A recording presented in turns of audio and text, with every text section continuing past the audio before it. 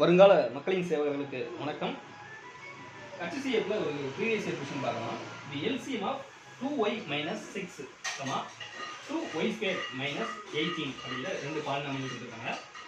First 2y minus 6 2y minus 6 அப்படிங்கிறது இருக்குன்னா இதை நம்ம சிம்பிளிஃபை பண்ணும்போது என்ன பண்ணலாம்னா 2 வெளியே எடுக்கலாம். ஓகேங்களா? அப்ப 2 காமனா எடுத்தோம் அப்படின்னா y minus 3 அப்படிங்கிறது வெளியே. ஓகேங்களா? அடுத்து ரெண்டாவது எடுத்துக்கோங்க. இதுக்கு மேல சிம்பிளிஃபை பண்ண முடியாது.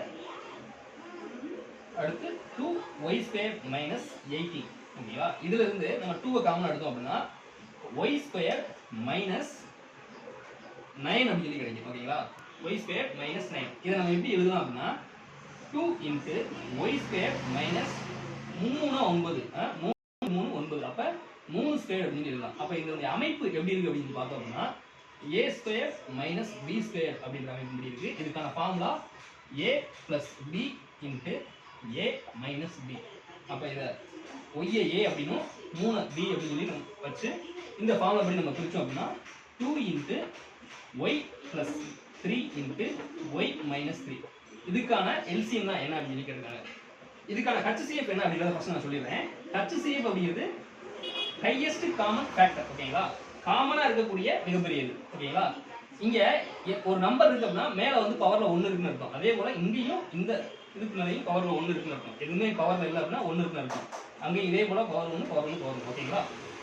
HCF அப்படிங்கிறது என்ன அப்படின்னா ஃபர்ஸ்ட் காமனா இருக்கணும். எல்லாமே காமனா இருக்கணும். இங்க 2 காமனா இருக்கு, இதுலயும் 2 காமனா இருக்கு. இது ரெண்டுலயுமே 2 காமனா இருக்கு. அப்ப 2 எடுத்துக்கலாம். பவர்ல HCF அப்படின்னா பவர்ல கம்மியான வேல்யூ எடுத்துக்கணும். ஓகேங்களா?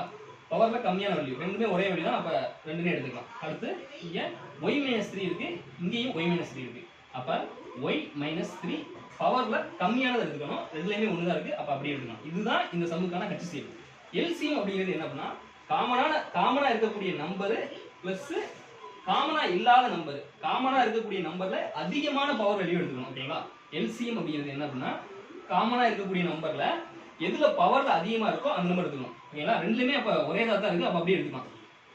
y plus 3 sorry y minus 3 ரெண்டுலயுமே காமனா இருக்கக்கூடிய HCF பிளஸ் காமனா இல்லாத நம்பரையும் சேர்த்து எடுத்துக்கலாம்.